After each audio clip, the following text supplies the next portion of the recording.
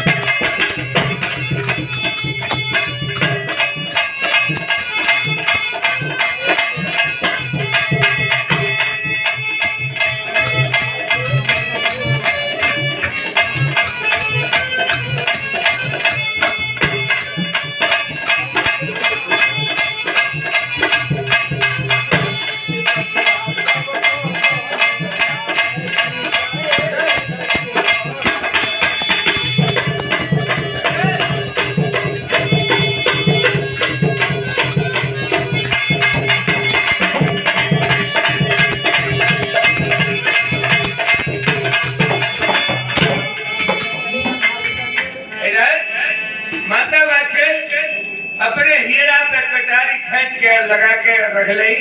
कह रही अब मैं बगैर पति के या बगैर गुरु के मैं अपने लौट के महलन को नहीं जाऊंगी। तो उसने जैसे कटारी अपने हीरा पे जमाई मरने के लिए, वैसे ही नारद मुनि बाबा भैया प्रकट हो जाते हैं और कटारी को पकड़ लेते हैं। कहने लगे अरे बेटी काहे को नाहक में मर रही है तू, क्यों? कहने लगे अरे बाबा तुमने मेरे बेकार बचाओ, क्यों मैं बगैर पति के लौट के घर को नहीं जाऊंगी। कहने लगे ठीक है बेटी मरे मत, जिस कारण तुमने 12 वर्ष से तपस्या करी है बेटी, वो गुरु गोरखनाथ तेरी बगिया में मौजूद है और जाइए अपने घर को और मरे मत। तेरी बाग में गुरु गोरखनाथ बाबा पधारे हुए हैं और देख अपने महलों में जाकर के।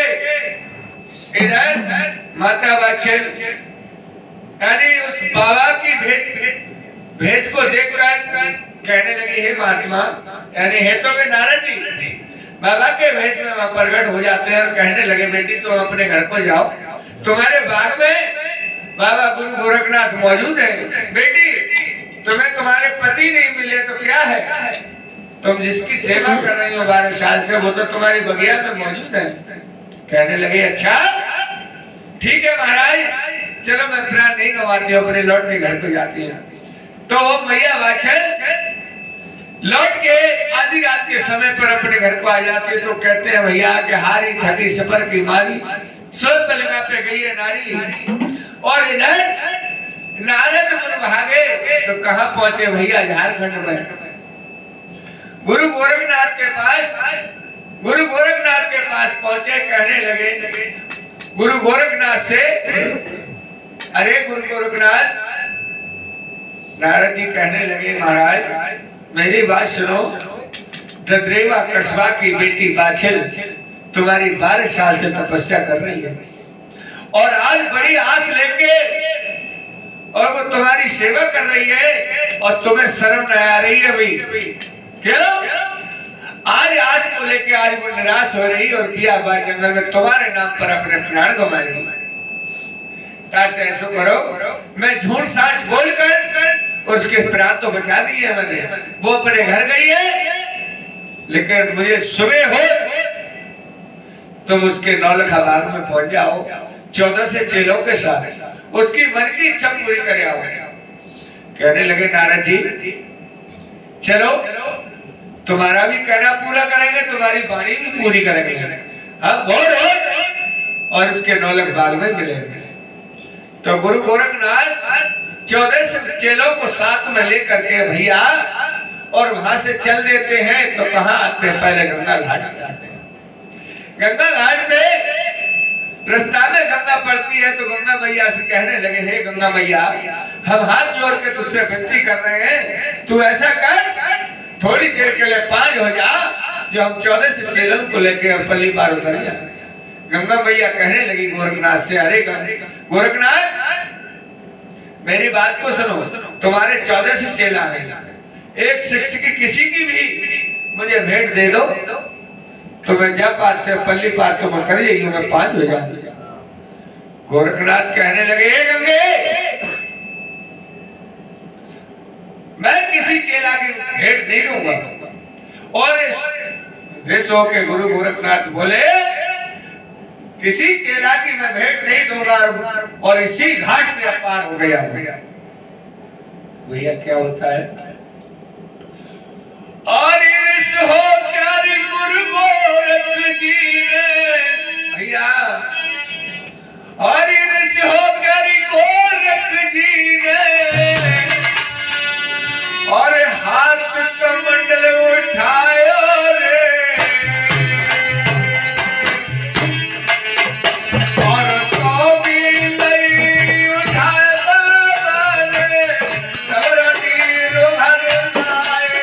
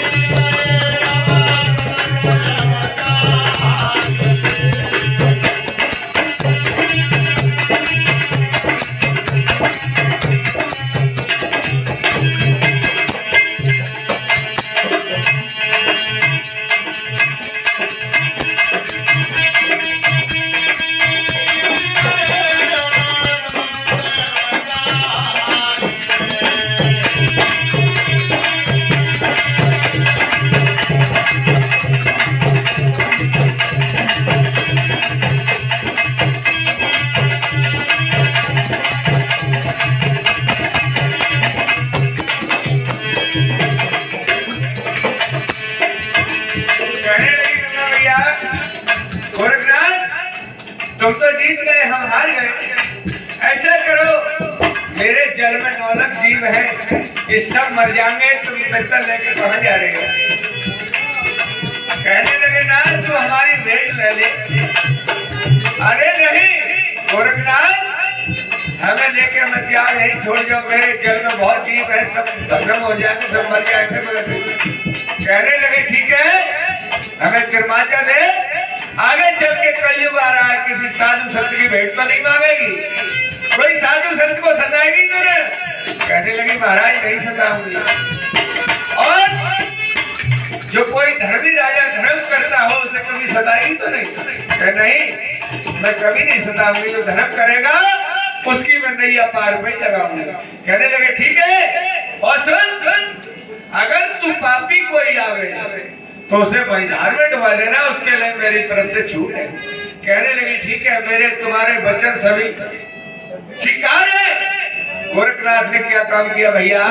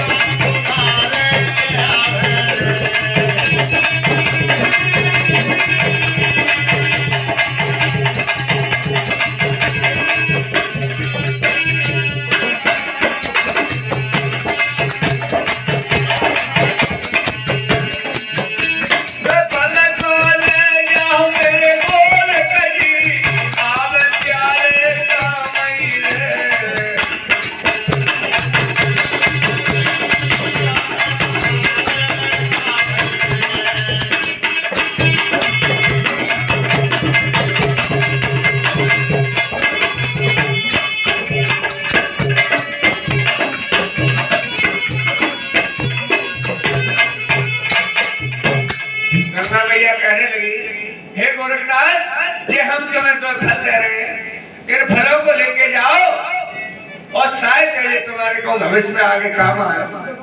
कहने लगे हे गंगा मैया ठीक है, चल हमने कहा है उसी आधार पर रहना है। ठीक है महाराज, मैं उसी आधार पर रहूंगी। और फल को लेके गोरखनाथ ने अपनी झोली में डाल लेते हैं और भैया कहाँ पहुंचते हैं? ददरेवा कस्बा में, जहाँ कर राजा देवराय ने 9 लाख का भाग लगाया था। रातियों रात में और गोरखनाथ उस 9 लाख बाग में पहुंच जाते हैं भैया। और ये भोर हो रब कृष्ण पसारी जागे 14 से 6 लाख।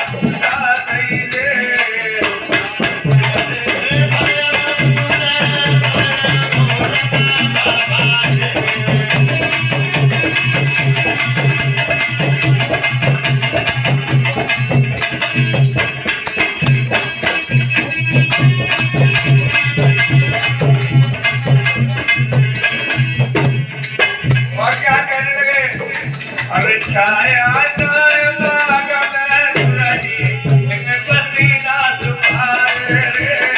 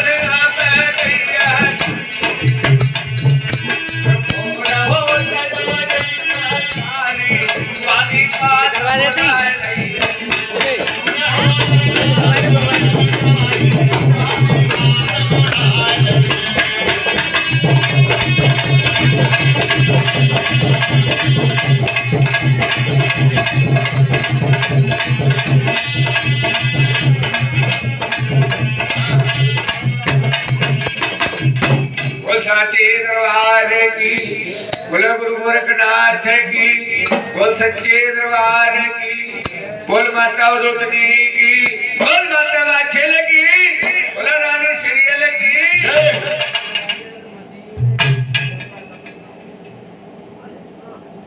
अच्छा